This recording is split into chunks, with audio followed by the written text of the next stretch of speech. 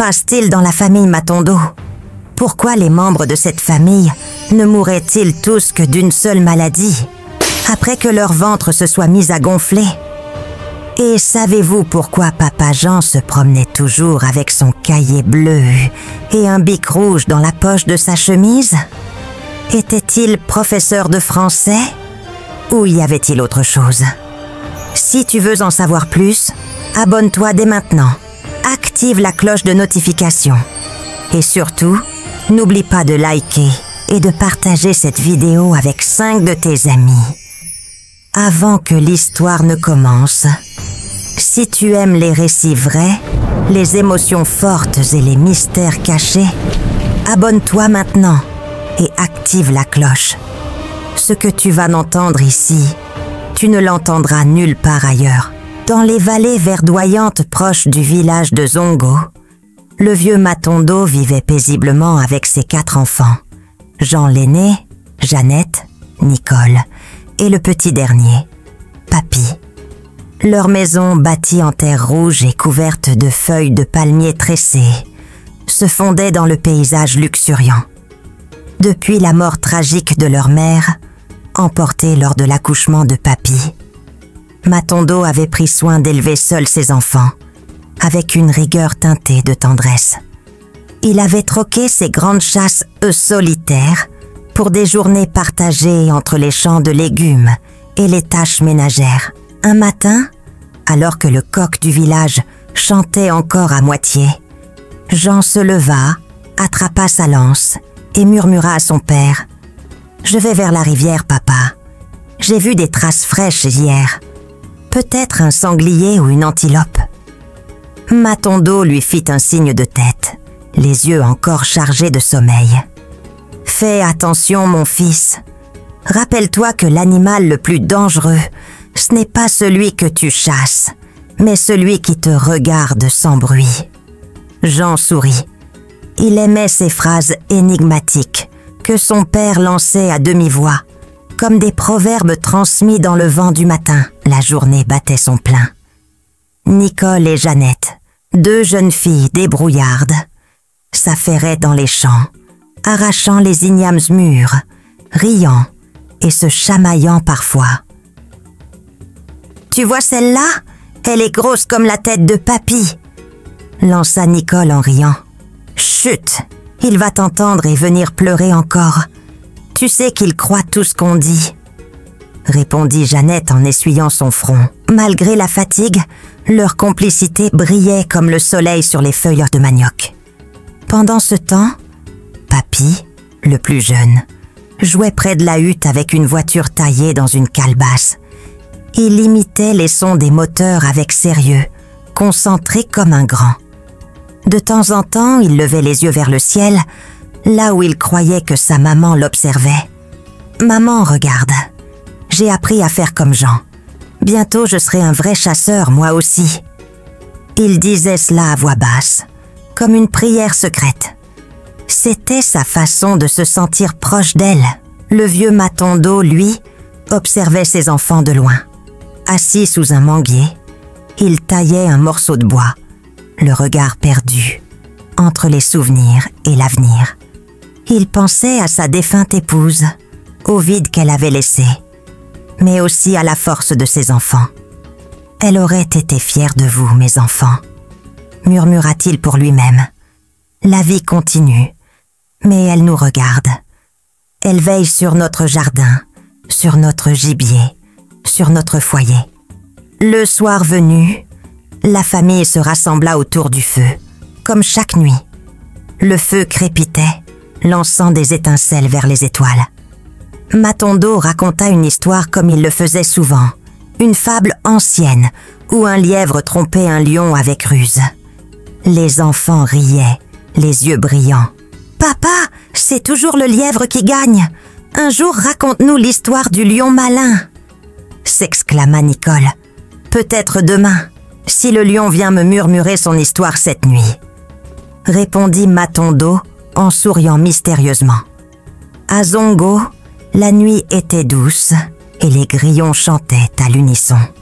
Tout semblait paisible, figé dans une harmonie fragile. Mais Dans l'ombre des feuillages, une atmosphère étrange commençait doucement à s'installer. Une brise inhabituelle traversa les feuilles du manguier cette nuit-là. Matondo la sentit, sans comprendre. Il plissa les yeux. Le vent ne vient jamais sans un message, pensa-t-il, le cœur battant plus fort, sans raison apparente. Mais pour ce soir, il garda ses inquiétudes pour lui. Il ne voulait pas troubler la paix de ses enfants. Les jours passèrent, puis les mois, puis les années. Comme le vent qui emporte les feuilles mortes sans demander la permission, les enfants du vieux Matondo grandirent et prirent chacun leur propre chemin. Jean, l'aîné, s'était marié jeune, mais la stabilité lui avait échappé comme un poisson glissant entre les doigts.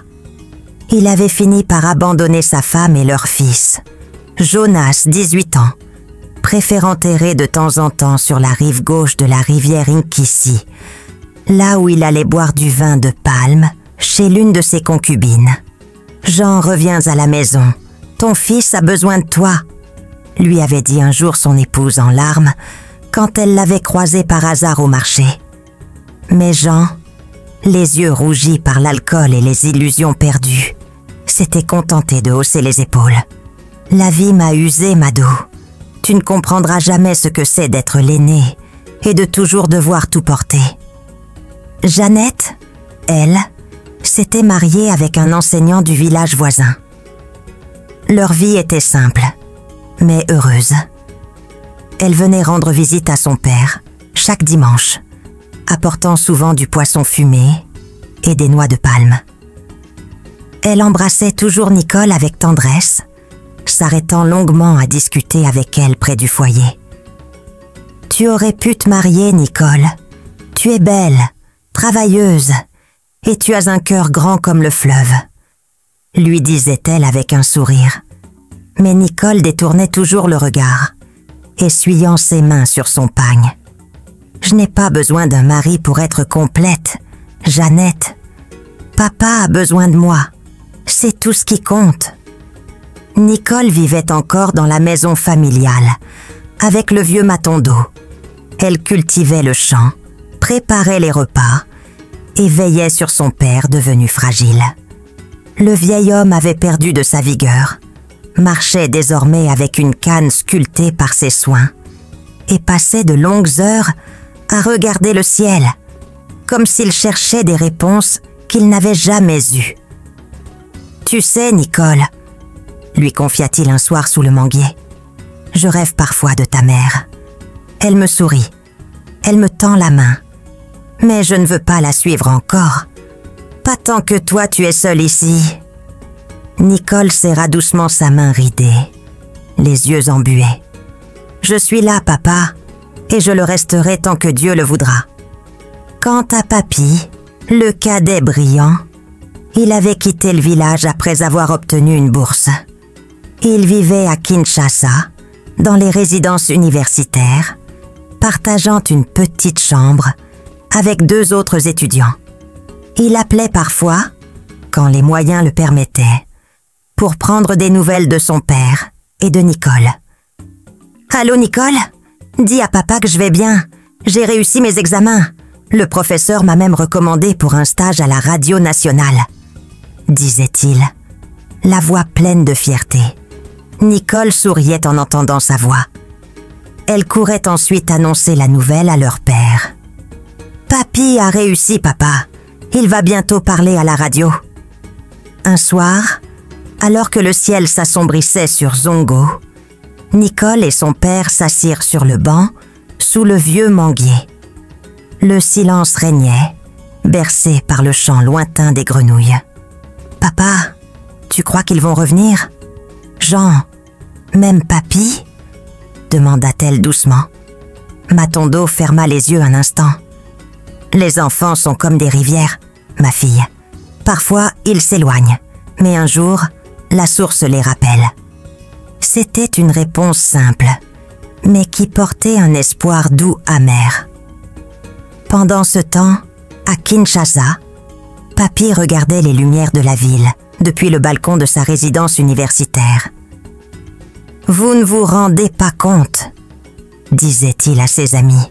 Là-bas, au village, chaque silence a un sens. Ici, tout fait du bruit, mais rien ne parle vraiment au cœur. » Ses camarades riaient, pensant qu'il dramatisait. Papy savait ce qu'il avait laissé derrière. Il portait Zongo dans son cœur comme une chanson qu'on ne chante pas, mais qu'on n'oublie jamais. Au village, les jours devenaient plus longs, les nuits plus fraîches. Matondo, affaibli, passait désormais ses journées à l'ombre. Nicole faisait tout pour cacher ses larmes quand il toussait ou peinait à se lever. Mais dans son regard, une inquiétude grandissait. Et Matondo hochait la tête lentement, un sourire silencieux, illuminant son visage fatigué. Cette nuit-là, une pluie battante s'abattit sur le village de Zongo, transformant les sentiers en ruisseaux boueux et les toits en tambours de fortune. Le vieux Matondo toussait sans arrêt, chaque quinte résonnant comme un glas dans la petite maison de terre. Nicole, éveillée et inquiète, veillait à ses côtés, posant des linges humides sur son front brûlant et lui donnant, à intervalles réguliers, les quelques cachets qu'elle avait pu trouver au marché du village. Mais rien n'y faisait. Le vieux père semblait sombrer lentement dans une fatigue qui dépassait la maladie. Vers les premières heures du matin, alors que le vent faisait frémir les feuilles du manguier comme des chuchotements d'esprits anciens, Matondo ouvrit difficilement les yeux. Sa voix, brisée comme une branche sèche, appela faiblement « Nicole, ma fille, viens près de moi. » Elle s'agenouilla, les yeux embués. « Je suis là, papa, je ne bouge pas. Va chercher ton grand frère Jean. Je sens que je n'ai plus beaucoup de temps. Il faut que je lui parle. Il faut que je lui confie quelque chose, avant qu'il ne soit trop tard. » Malgré la pluie et la boue, Nicole courut. Elle traversa les chemins inondés, sa robe trempée collée à sa peau. Arrivée à la maison de Mumbella, l'épouse de Jean, elle frappa fort à la porte. C'est Mado, la mère de Jonas, qui ouvrit, surprise de la voir à cette heure. « Jean, non, il n'est pas ici. Il n'a pas dormi ici depuis hier soir. Il est sûrement chez l'autre femme, de l'autre côté de la rivière. » Nicole se tourna vers Jonas, le fils de Jean, un jeune homme grand, encore mince, au regard vif malgré l'heure. « Jonas, ton grand-père est très mal. Il t'appelle. Ton père n'est pas là. Mais toi, tu es son sang aussi. Viens avec moi. » Sans hésiter, Jonas attrapa sa chemise et suivit Nicole, pieds nus dans la boue, le cœur serré sans trop savoir pourquoi. Quand ils arrivèrent, essoufflés et trempés, une odeur d'encens et de pluie saturait l'air de la maison. Matondo gisait toujours sur son lit, les yeux entr'ouverts, son souffle devenant court et haché. Il tourna faiblement la tête vers la porte. « Jean !» Nicole s'approcha doucement, posant sa main sur celle de son père. « Papa, ce n'est pas Jean, c'est son fils, c'est Jonas. » Le vieux Matondo fronça légèrement les sourcils, la tristesse traversant ses traits, fatigués. Pendant quelques secondes, un silence pesant s'installa. Il ferma les yeux, inspira profondément, puis poussa un long soupir, comme s'il avait été trahi par le destin. Il ne dit rien, pas un mot. Il regarda Jonas d'un air perçant, puis tourna les yeux vers le sol. « Va sous mon lit, mon garçon, » souffla-t-il d'une voix à peine audible. Nicole, bouleversée, tenait la main de son père de toutes ses forces. Elle sentait que quelque chose d'important était sur le point de se passer. Jonas s'agenouilla lentement et glissa sa main sous le lit, là où il n'avait jamais eu le droit d'aller. Il y trouva une vieille boîte en bois, fermée avec une corde tressée et une boucle de cuivre ternie. Il la sortit et la tendit à son grand-père. Mais Matondo ne prit pas la boîte. Il fixa Jonas longuement, avec une intensité qui glaça l'air autour. « Si ton père ne peut pas entendre mes derniers mots, alors c'est toi qui devras les porter, » murmura-t-il. Jonas hocha la tête, les lèvres serrées. Il sentait que cette nuit marquerait sa vie à jamais. Nicole pleurait silencieusement. Le tonnerre grondait au loin, comme un écho du passé. Le vieux Matondo ferma lentement les yeux, murmurant des paroles que seul Jonas entendit clairement. Ce n'était pas un adieu. C'était une transmission. Quelque chose de profond, de lourd. Et Jonas, bien que jeune, sentit sur ses épaules le poids d'un héritage qu'il ne comprenait pas encore, mais qu'il n'aurait plus jamais le droit de fuir. Il ouvrit la boîte, les mains tremblantes. À l'intérieur reposait une petite statuette de bois sombre, taillée avec une finesse étrange. Elle semblait ancienne, mais intacte, presque vivante. Jonas la regarda sans comprendre. « Tu utiliseras ceci comme le bonheur de la famille », murmura Matondo dans un dernier souffle. « Partage ses bienfaits, qu'ils n'appartiennent à toute la famille, mais servent à tous. » Puis, dans un dernier soupir, les yeux humides de colère et de déception face à l'absence de Jean, Matondo ferma les yeux. Cette fois, pour toujours. Les années passèrent, emportant avec elles les souvenirs douloureux de la campagne et les rêves brisés du passé. La famille au complet s'était finalement réunie à Kinshasa, cette ville immense et bruyante où tout semblait possible pour ceux qui savaient s'accrocher. Jonas, jadis frêle garçon aux pieds nus, était désormais un jeune homme solide et respecté. Grâce à sa ténacité, il avait monté un véritable empire dans la vente de matériel de construction, avec plusieurs magasins disséminés entre Limete, Masina et Matete. Son succès ne s'était pas arrêté là.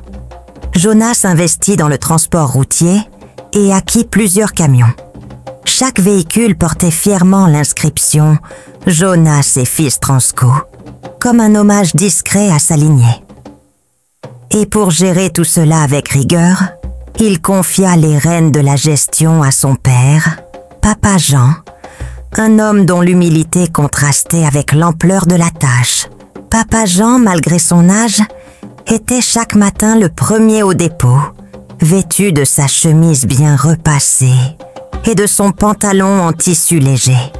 Il ne parlait pas beaucoup, mais observait tout avec attention. Ce qui intriguait tout le monde, c'était ce petit cahier bleu qu'il portait toujours avec lui, glissé dans la poche intérieure de sa veste ou tenu fermement sous le bras, comme un trésor. Certains chauffeurs disaient qu'il y notait les kilomètres parcourus et les retards. D'autres pensaient qu'il écrivait des prières ou des pensées personnelles. Jonas lui-même n'en avait jamais vraiment parlé avec son père. Il respectait ce mystère, comme on respecte les cicatrices d'un ancien soldat.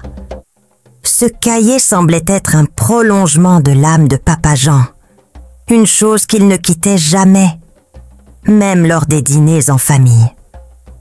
Un soir, alors qu'ils étaient assis, tous les deux sur la terrasse, regardant les lumières de la ville vaciller au loin, Jonas demanda doucement « Papa, ce cahier, tu y écris quoi exactement ?»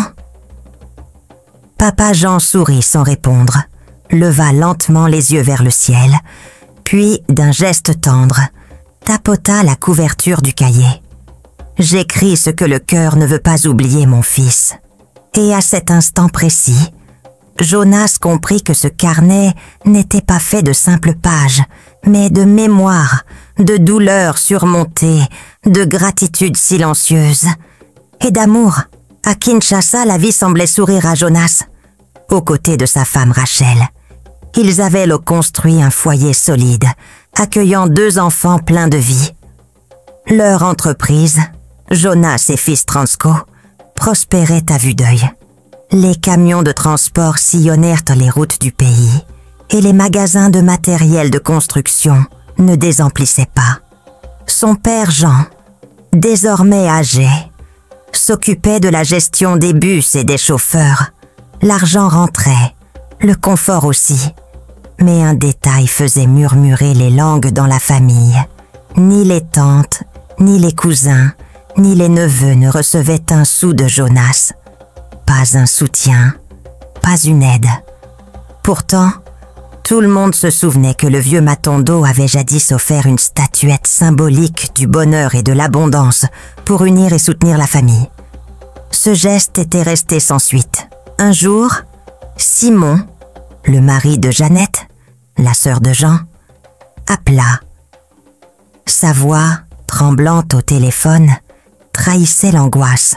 « Jean, mon frère, je ne sais plus vers qui me tourner. Jeannette est malade. Son ventre ne fait que gonfler, jour après jour. On dirait qu'elle porte une pierre dans l'estomac. J'ai été à plusieurs hôpitaux. J'ai tout essayé. Je n'ai plus un rond. Peux-tu m'aider ?» Jean soupira. « Simon, écoute, je viendrai vous voir. Mais là, tout de suite, je suis à court de liquidités. Mes camions sont en route. Dès qu'ils reviennent, je passerai chez toi. » Mais Jean ne passa jamais.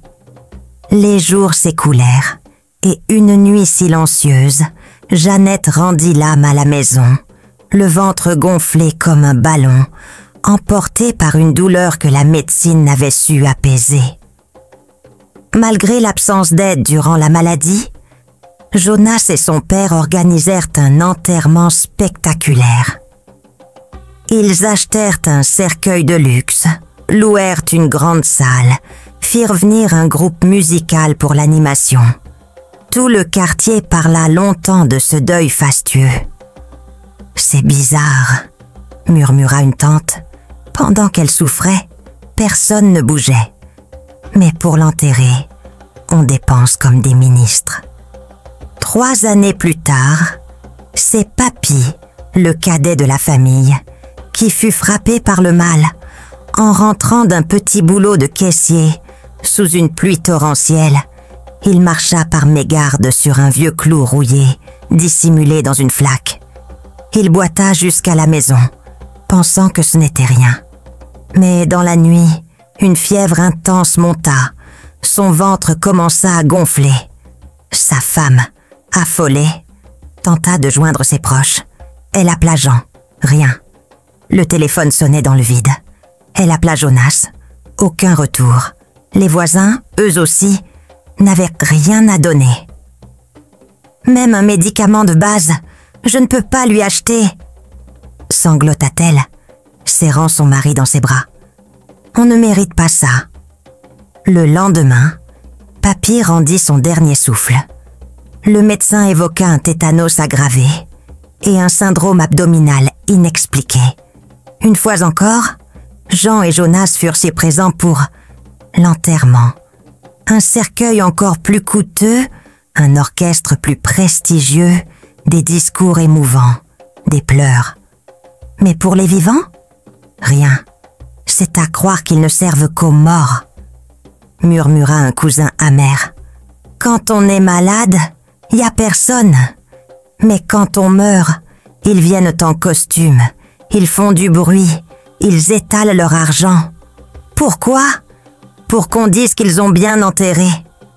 Et la spirale continua. Les enfants commencèrent à tomber malades, les ventres gonflés, les symptômes identiques. Chaque décès semblait annoncé par un même schéma. Souffrance silencieuse, silence des riches, funérailles grandioses. On dirait une malédiction, osa un voisin. Toujours la même mort, toujours la même famille.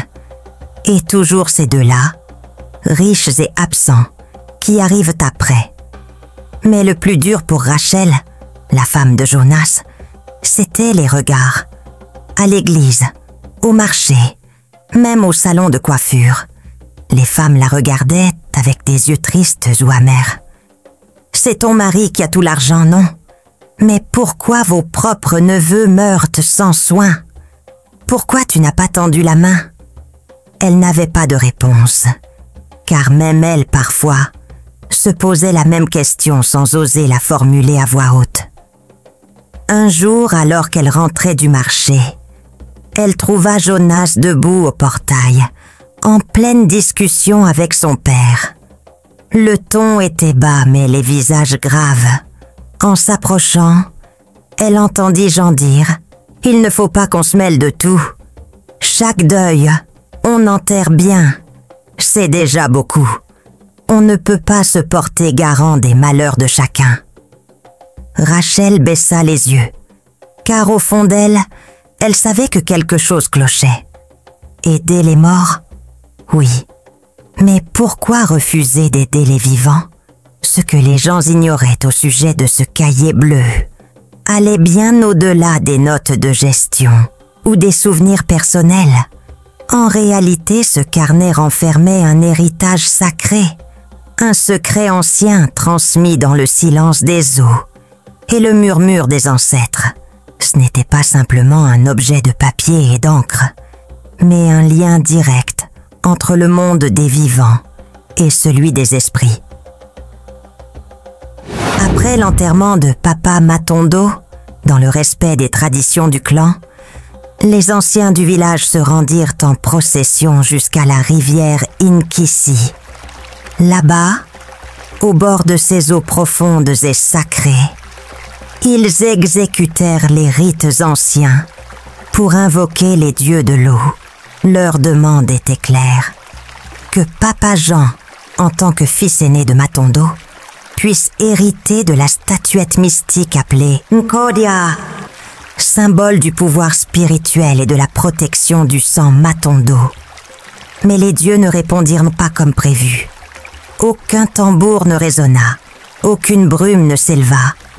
Seule une voix douce et grave, semblant venir des entrailles de la rivière, résonna dans le silence. Le pouvoir ne se transmet plus par les objets, car il est déjà en lui. Voici ce que vous lui remettrez. Et des eaux jaillit lentement un petit cahier bleu, intact malgré l'humidité, dont les pages semblaient se respirer. Les anciens, d'abord confus, ouvrirent le carnet avec précaution. À l'intérieur, ils découvrirent une liste manuscrite d'une précision déroutante. Les noms de tous les membres de la famille Matondo. Ceux qui étaient morts, ceux qui vivaient encore, et même ceux qui n'étaient pas encore nés. C'était comme si les dieux eux-mêmes avaient tracé l'arbre de la lignée, page après page, génération après génération. Sans poser davantage de questions, les anciens sortirent de la rivière, silencieux et bouleversés. Ils comprirent que Papa Jean n'avait pas seulement reçu un héritage matériel, mais une mission spirituelle. Ce cahier bleu était désormais le gardien du destin familial, et Papa Jean, son protecteur désigné. En chemin, alors que la cérémonie venait tout juste de se terminer, et que les anciens retournaient chacun dans leur concession, un des 6 vieux du conseil s'approcha discrètement de Jean.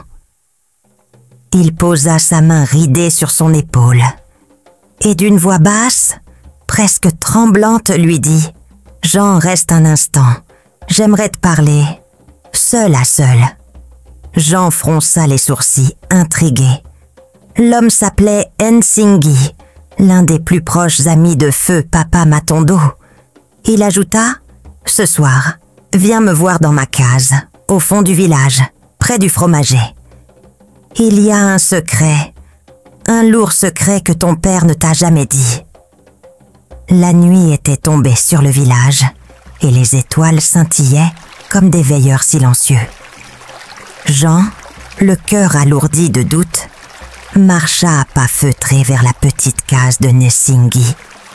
Il trouva le vieillard assis sur un tabouret, entouré d'ombre dans une pièce à peine éclairée par une lampe à pétrole vacillante. L'air sentait le tabac, la poussière et un soupçon d'encens.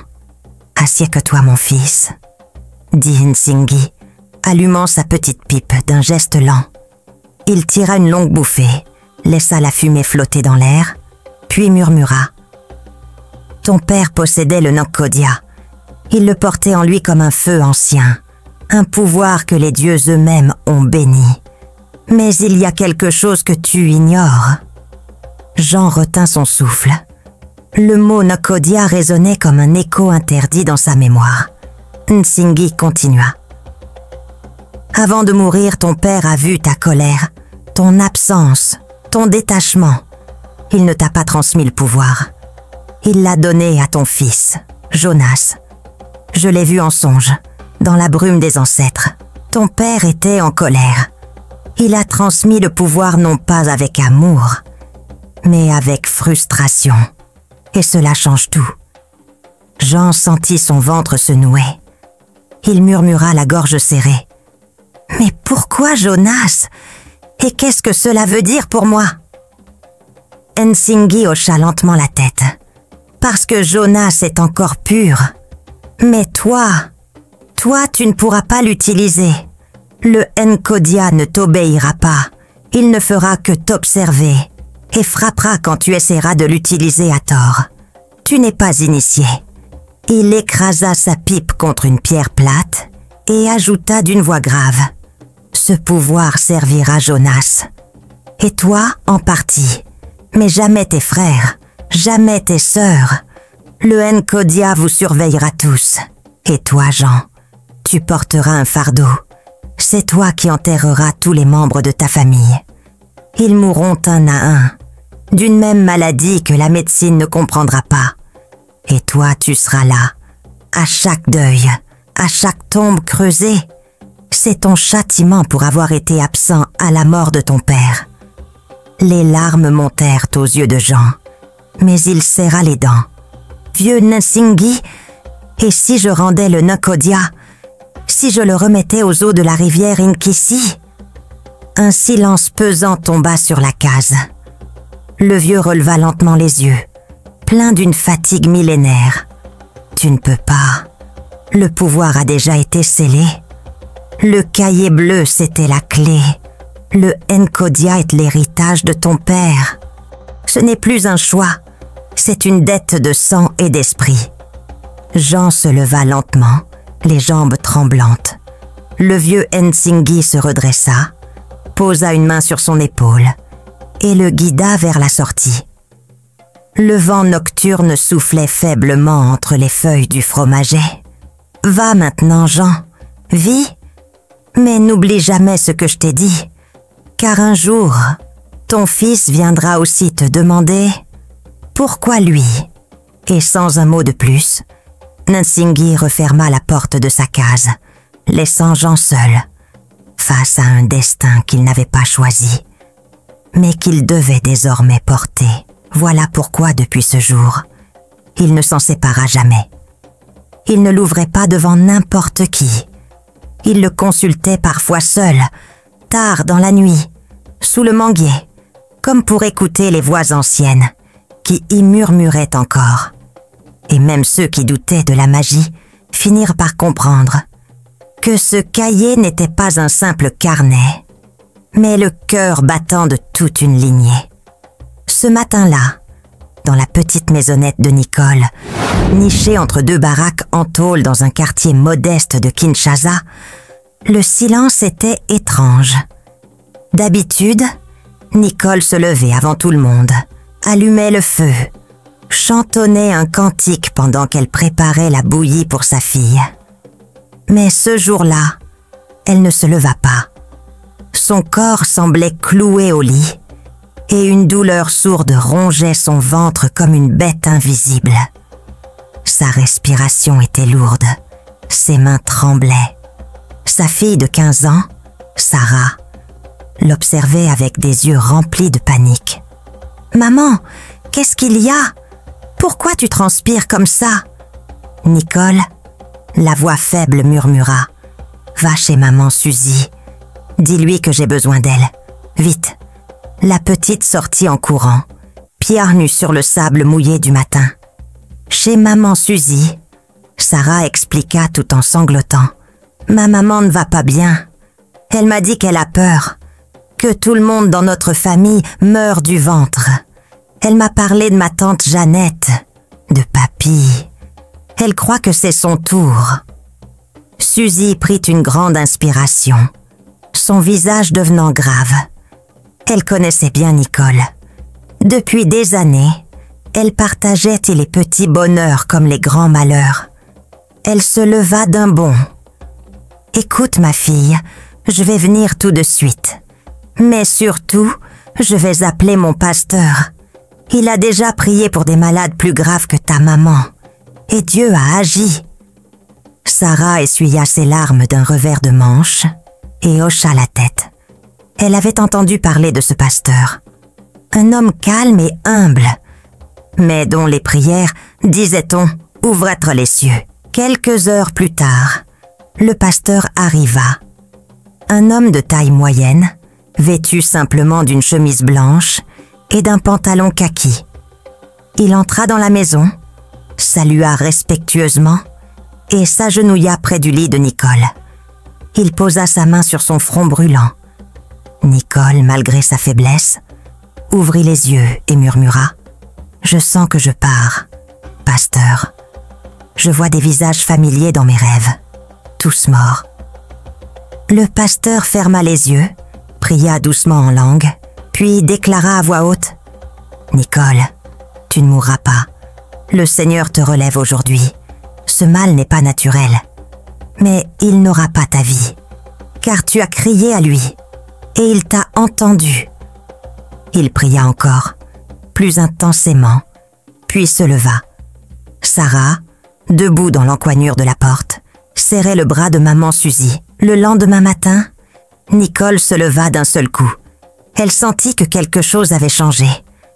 La douleur avait disparu, comme emportée par un vent invisible. Elle regarda sa fille et éclata en larmes.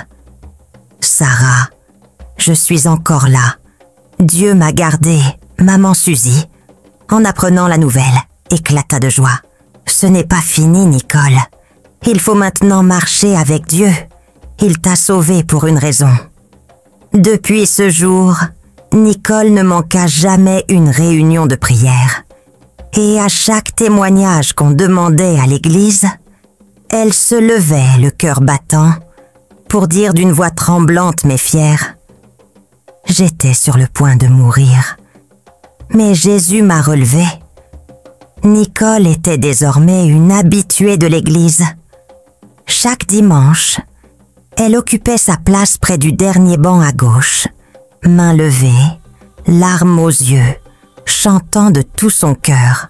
Elle témoignait souvent de sa guérison miraculeuse, touchant de nombreuses femmes dans la même détresse. Le pasteur Josué l'observait discrètement, notant ce changement profond en elle. Puis, un jour, après le culte, il lui fit signe de le suivre jusqu'à son bureau. Ce n'était pas la première fois, mais ce jour-là, quelque chose dans son regard semblait différent, plus grave. Assis derrière son petit bureau en bois, le pasteur prit une inspiration longue. Il joignit les mains et dit d'une voix calme mais empreinte de mystère. « Maman Nicole, hier soir après une longue prière d'intercession, je me suis assoupie et j'ai eu un rêve très troublant. Il pleuvait fort, comme une tempête, et dans cette pluie, j'ai vu une statuette dorée tomber du ciel et un enfant la ramassait. Cet enfant avait ton visage. » Nicole sursauta, comme réveillée d'un sommeil ancien.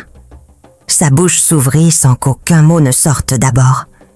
Puis, d'une voix tremblante, elle répondit « Pasteur, ce que vous venez de dire, c'est comme si Dieu me réveillait après tant d'années de silence. » Les larmes aux yeux, Nicole raconta tout. L'histoire de la mort de leur père, Papa Matondo, le fameux cahier bleu remis à Jean, la cérémonie des anciens au bord de la rivière Nkisi, le refus des dieux d'accorder la statuette au père et la transmission brutale de cette force à Jonas. Elle parla aussi des morts mystérieuses, des ventres gonflés, des enterrements fastueux organisés par Jean et Jonas, mais sans amour, sans compassion, sans partage.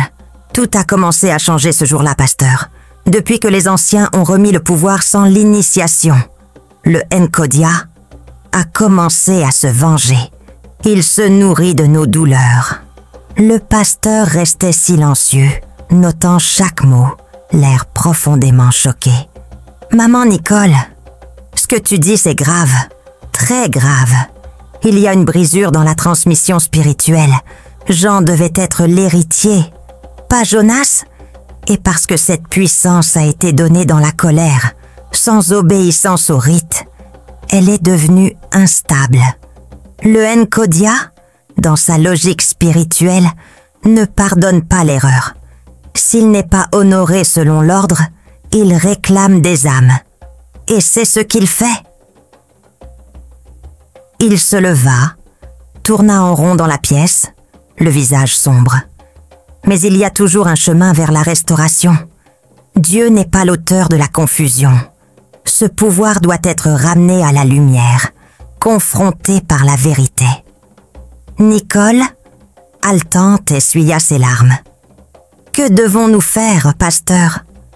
Ma famille meurt, les enfants souffrent. On dirait que la mort nous entoure comme une robe noire.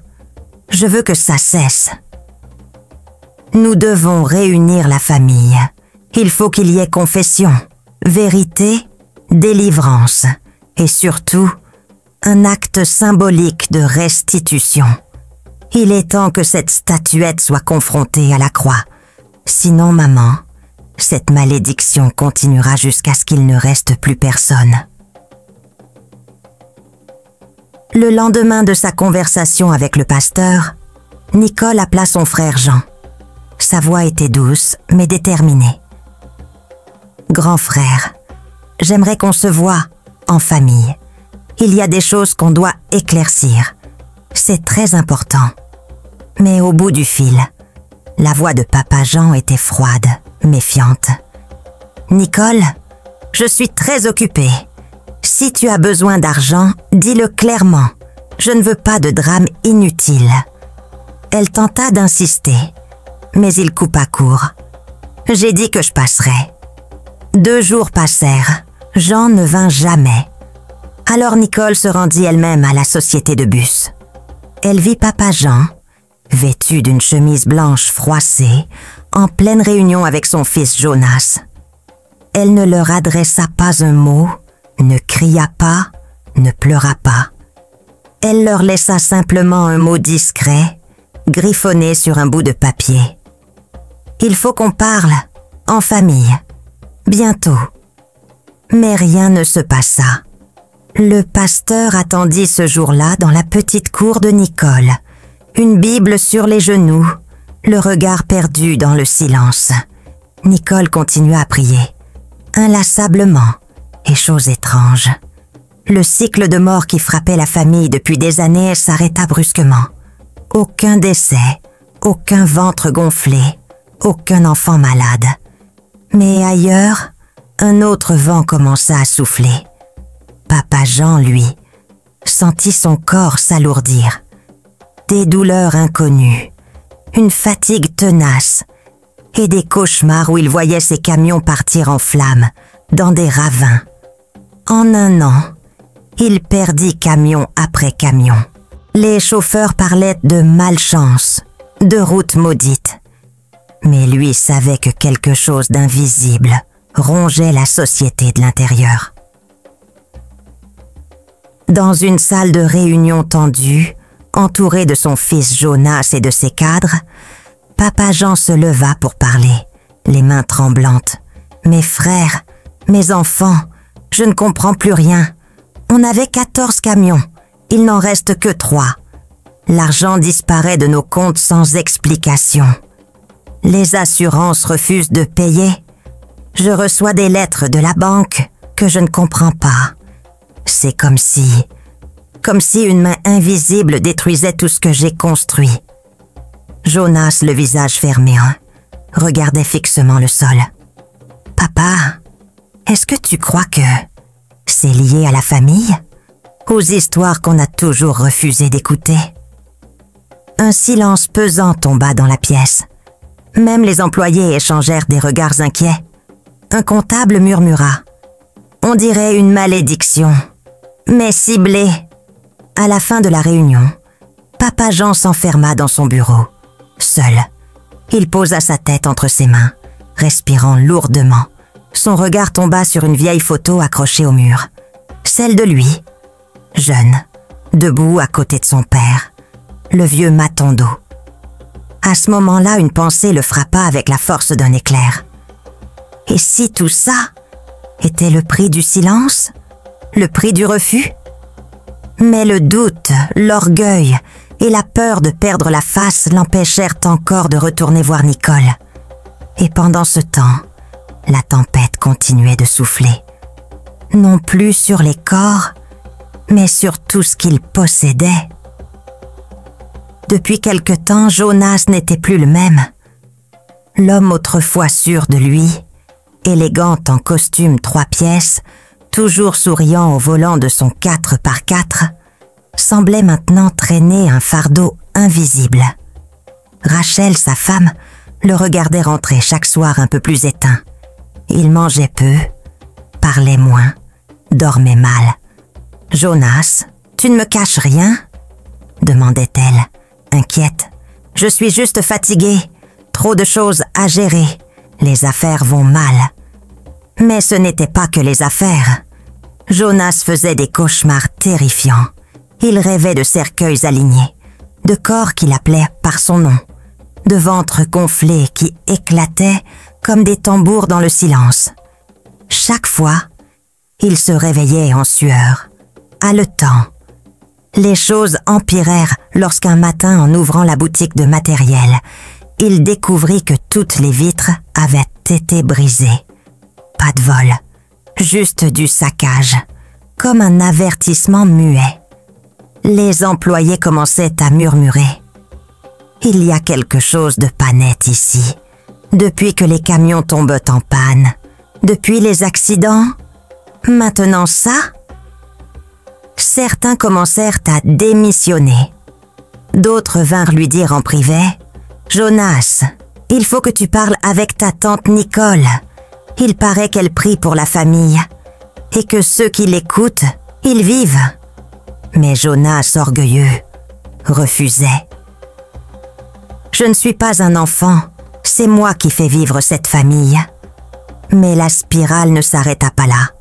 La banque bloqua l'un de ses comptes, évoquant des mouvements suspects. Un client important annula un gros contrat. Pire encore, sa fille tomba gravement malade. Un mal étrange. Elle ne tenait plus debout, refusait de manger et se plaignait de douleurs dans le ventre. Rachel, terrifiée, pleurait dans la salle d'attente d'un hôpital public, pendant que Jonas, incapable d'expliquer ce qui leur arrivait, restait seul dans sa voiture, à fixer le vide. « Seigneur, qu'est-ce que j'ai fait ?»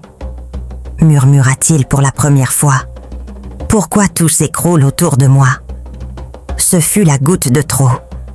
Jonas courut jusqu'à la chambre, attrapa son téléphone et appela sa tante Nicole pour la première fois depuis des années. « Tante, c'est Jonas. J'ai besoin d'aide. S'il te plaît. » Pendant que Jonas luttait en silence, Papa Jean avait déjà pris une décision. Rongé par la perte de ses biens et les cauchemars récurrents, il décida de retourner au village Zongo. Il devait parler aux anciens, ceux qui avaient assisté à la cérémonie d'héritage mystique. En arrivant, il se rendit sans hésiter chez 2 vieux sages, dont l'ami de feu, Papa Matondo. Il leur raconta tout, les morts étranges, la malédiction silencieuse, la ruine financière. Mais à peine avait-il commencé que l'un des vieux lui coupa la parole. « Jean, où est toi le cahier? Tu sais bien que sans le cahier, tu ne peux pas descendre dans les eaux sacrées d'Inkisi. » Papa Jean prit de panique, fouilla sa veste, son sac, ses poches. Le cahier bleu avait disparu. Lui qui ne s'en séparait jamais, l'avait oublié. Il baissa la tête, accablé. « Retourne à Kinshasa, ramène ce cahier. Alors, nous descendrons ensemble pour implorer les dieux et les ancêtres. » Furieux contre lui-même, Papa Jean prit sa jeep et reprit la route à vive allure. Mais à mi-chemin, sur une portion glissante, il perdit le contrôle du véhicule. La voiture fit plusieurs tonneaux et s'écrasa dans un ravin. Par miracle, des passants virent l'accident et se précipitèrent. Ils réussirent à extraire Jean, inconscient, mais vivant. Transporté d'urgence à un hôpital de Kinshasa, il fut placé en observation. C'est là qu'il sentit une sensation étrange, comme un souffle froid pénétrer dans son ventre. Une douleur fulgurante l'envahit. Son ventre se mit à gonfler. Il hurla « Docteur ! Mon ventre! Regardez mon ventre !» Le personnel médical, déjà inquiet par l'état de ses jambes gravement blessées, lança une série d'examens. Aucun diagnostic, rien de concret. Mais le gonflement continuait, et ses jambes devaient être amputées. 4 jours plus tard, dans un lit d'hôpital, amaigri, mutilé et à bout de force, Papa Jean appela enfin sa sœur Nicole. Elle arriva accompagnée de Jonas, visiblement brisé par ce qui arrivait à son père. En les voyant entrer, Papa Jean fondit en larmes. « Nicole, pardonne-moi. J'ai fermé les yeux trop longtemps. Je veux que ça s'arrête. » Ce jour-là, dans la chambre 218 de l'hôpital général de Kinshasa, quelque chose se brisa. Non pas un corps, mais un esprit orgueilleux. Nicole pria à haute voix, avec Jonas à genoux. Le silence de l'orgueil fut remplacé par des soupirs sincères. À leur retour à la maison familiale, Papa Jean sortit enfin le cahier bleu mystique. Jonas, de son côté, ouvrit un vieux coffre et en sortit une petite statuette poussiéreuse. Le pasteur Josué, déjà présent, prit les 2 objets avec des gants de prière. Il ouvrit lentement le cahier. À l'intérieur, une liste écrite à l'encre bleue, les noms des membres de la famille, depuis plusieurs générations. Et au centre, en encre rouge, les noms de ceux qui devaient en mourir. En tournant le cahier, le verso révéla une seconde liste. Les morts que Papa Jean avait enterrés lui-même, un à un. Comme prédit, ce livre n'est pas qu'un registre, c'est un pacte, dit le pasteur. Mais aujourd'hui, ce pacte sera brisé dans le nom de Jésus. Et devant toute la famille, il mit le cahier et la statuette au pied de la croix de prière. Une veillée fut organisée. Ce soir-là, Papa Jean accepta Jésus-Christ comme son Seigneur et Sauveur. Jonas fit de même, suivi de Rachel, de leurs enfants, et même de certains anciens de l'Église. Ce fut un renouveau. Le cycle de mort fut brisé. Les ventres cessèrent de gonfler. Les enfants cessèrent de tomber malades. La paix s'installa. Papa Jean vécut plusieurs années encore, cloué sur son fauteuil, mais apaisé, serein, toujours souriant. Il devenait même un conseiller spirituel dans son église. Et dans la semaine sainte du mois d'avril, Papa Jean s'endormit paisiblement dans le Seigneur, entouré de sa famille. Pas de larmes cette fois, mais des chants. Papa Jean mourut, avec une colle pastorale. Si tu entends encore ma voix, c'est que tu as regardé cette vidéo jusqu'au bout. Et ça, c'est quelque chose que je respecte profondément. Tu fais partie des vrais, des engagés, des passionnés d'histoire. Merci du fond du cœur pour ton soutien. On se retrouve très bientôt pour une nouvelle aventure. Que Dieu te garde et à la prochaine.